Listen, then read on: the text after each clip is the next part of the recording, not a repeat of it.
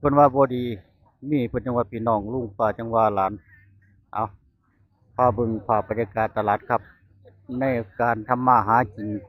อ่ะต่างคนต่างดิ้นรนเพื่อปากเพื่อท้องเอามื้อนี้ก็พบพอกันที่ตลาดนัดบ้านกุดสมบูรณ์อำเภอศรีเมืองใหม่จังหวัดอุบลราชธานีคือเก่าครับ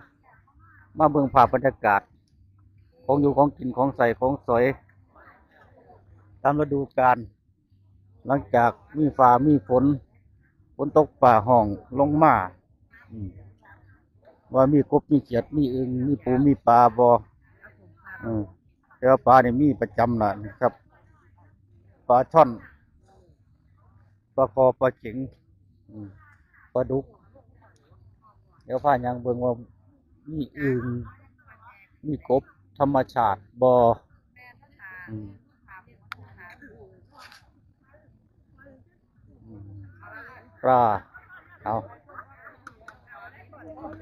หลังจากฝนตกฟ้าห้องลงมาปลาก็มีแล้วเด้อครับปลาเราเพอืมเราเพให้กรอบเราเพให้เรียบร้อย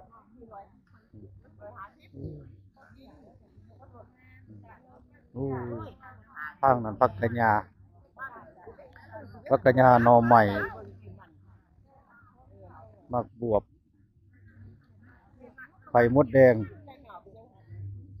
ไข่มดแดงพักกะญามันคือหอมห่วยๆเถอะเนาะอืมพักกะญาหอมห่วยๆ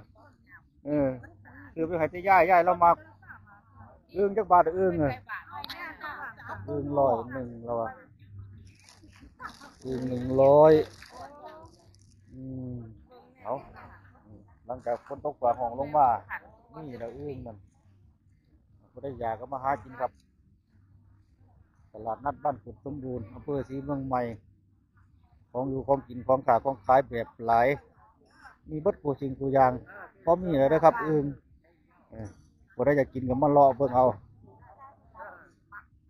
อุ้ยทางนี่ครับอึ้งอ่างอ้าวอึ้งกุดจีเทิงอึ้งเทิงกุดจีเทิงไข่มดแดงอาหารจากธรรมชาติมีร่วมนำด้วยครับอึ้งแดงหน่อยก็มี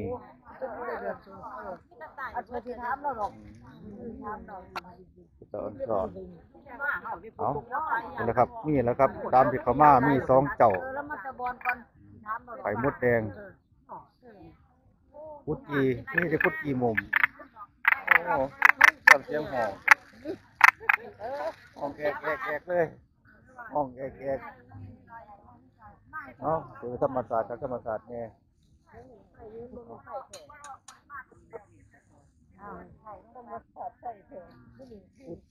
กุดจีมุมผักเนี่ยเลยอู้หลายมืดบ่อยากไข่มดแดงกุดจีนี่เขาครับหมากม่อนเอ้าอู้ผักหลายเอ้าเสือครับพี่น้องผู้ใดมักแนวใดอืม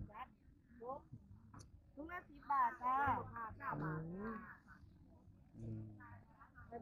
อันนี้ยังมีชีวิตอยู่เลยครับยังไตงอมอยู่ยังไตงอมอยู่เลยอืมเอาเป็นผักย่างอ่างหญ้าผักย่างอ่างหญ้าอู้นี่ครับมาตลาดนัดบ้านพุทธสมบูรณ์ย่ามใดก็คนก็หลายของอยู่ของกินเพียบเป็นผักย่างอ่างหญ้าแนวอยู่แนวกินผักกะหญ้าหน่อไม้น้อยไก่ย่างไก่ปิ้งแซ่บๆย่างใหม่ๆเราอะย่างใหม่ๆย่างใหม่ๆหอนๆเอ้ามื้อนี้แม่ค้าบ่ค่อยหลายแม่ค้าบ่ค่อยหลายเอ้าทางนี้เป็นหมูนะครับทางนั้นเป็นไก่โอ้ภาพบรรยากาศภาพบรรยากาศคักอยู่เด้ครับ ภาพบรรยากาศแบบคักๆแน่ๆการค้าการขายของอยู่ของกินทางในน้ำเต้าหู้ยัดไปขนาดเลยไก่ย่างหมูปิ้งแกงหน่อไม้ดอกกระเจียว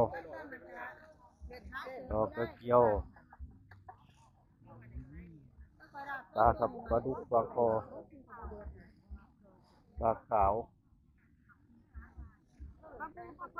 ปลาบูอ๋อผักแวนไหมงามๆเยอะแกงหน่อไม้ผักบุ้งมะแกงมะกล้วยเอาก็ได้มะกล้วยก็เอากล้วยด้วยครับมักไฟมักมัน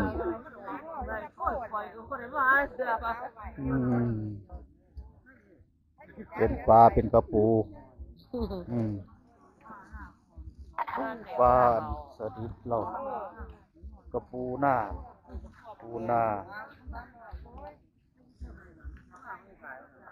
เป็นปูหน้า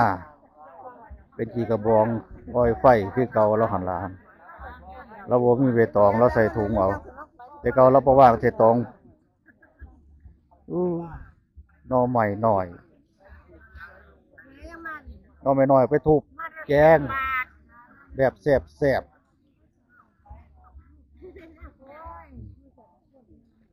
รสจัดให้เรียบร้อยแกงแซ่บแปะตายเราอะ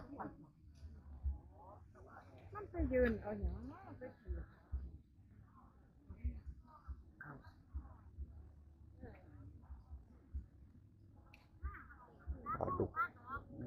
ปลาเจียว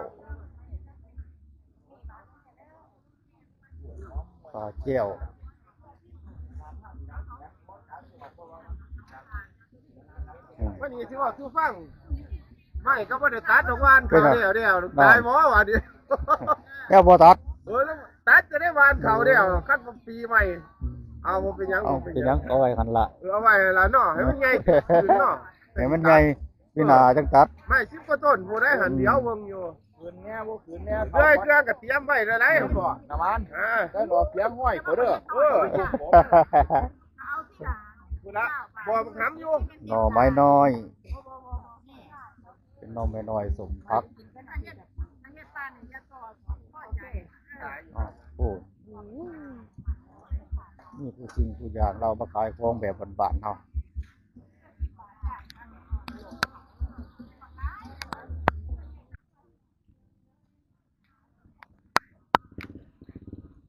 ภาพบรรยากาศตลาดนัดบ้านตากแดดครับตำบลตากแดดอำเภอตะการผืดผลจังหวัดอุบลราชธานีเมื่อคืนนี้ฝนตกแห้งนะครับแต่ว่าตกแห้งอยู่โซนนี่ตกบ่แห้งผมคิดว่าจะมีอึ่งมีกบมีเขียดบ่มีนะครับบ่มีฝนตกเป็นแห้งเพิ่นว่ามองตกแห้งก็ตกแห้งมองตกคอยก็ตกคอยนี่แหละครับภาพบรรยากาศช่วงนี้ถึงฤดูหน้าฟ้าหน้าฝนครับก็เริ่มมีทุกหม่องทุกบ่อนแล้วครับเพิ่นก็เริ่มมาซื้อสิ่งซื้อของไปปลูกมันหวานเขานี่แหละครับภาพบรรยากาศเศร้า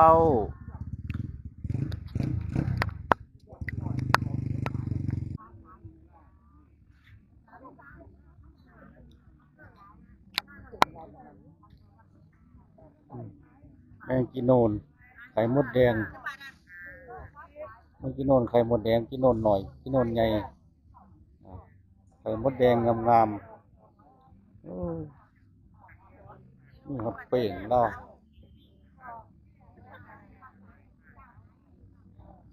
ก็เตรียมยุบใส่ตองเลยหน่อไม้น้อยหน่อไม้หน่อยไก่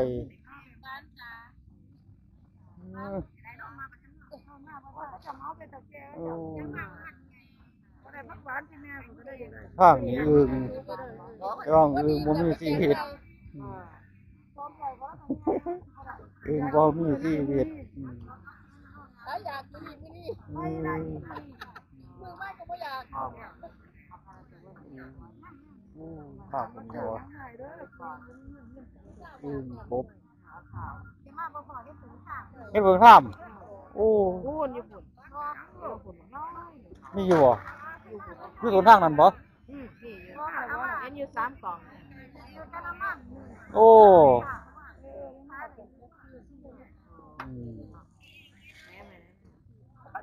หอยเราที่เก่าเราหอยหน่วยใหญ่ๆเราเอาแต่หอยใหญ่ๆงามๆมาขายเด้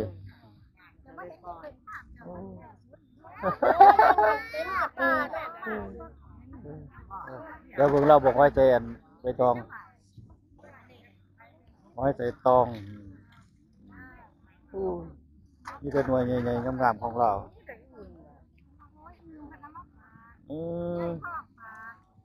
เขาเจ้าผู้ใดบ่อยากโปรดซื้อไปเฮ็ดกินโลดเอาลูกใหญ่ๆหอยใหญ่ๆงามๆเราเอามาขายประจำละหอยละหั่นแล้วพาเบิ่งท่านนี่ครับเบิ่งท่าน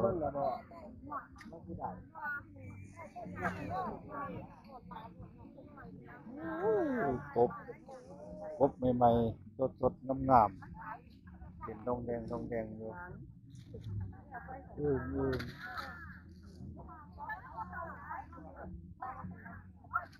ทางนี้คือส้มคือแซวเด้เนาะ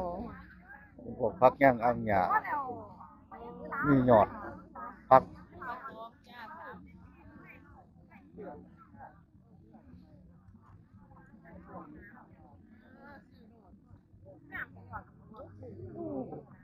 ส้มแซวกันได้เลยมองง่ายน่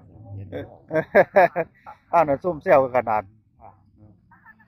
พากันส้มพวกผักพวกทั่วพวกแกงผักลายผักย่างอังหญ้าเต็มที่เต็มแดน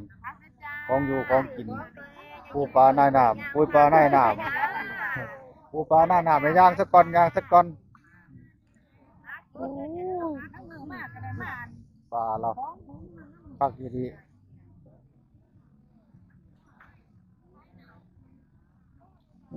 ข้าวหน่อผักหวาน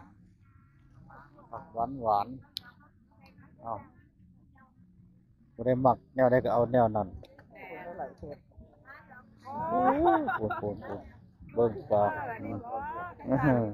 แม่นยูทูบเบอร์พักกะแยงนี่แหละบ่อึดบ่อยากมายามใดก็มีเนาะบ่อึดบ่อยากพักกะแยงอันนี้คือกี่ไว้ของแท้ครับของแท้ไข่เป็ดปลาแห้งเนาะปลายอดแซ่บแม่นอยู่แซ่บอยู่ปลานี่แซ่บแม่นอยู่คักพักกะแยงนี่แล้วคักหลายขอบพักกะแยง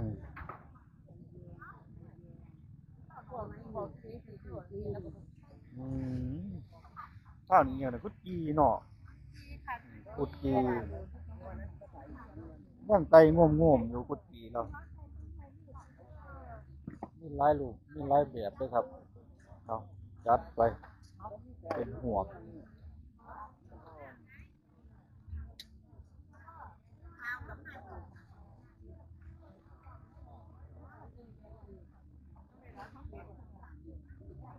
แอบปลูกแล้ววะ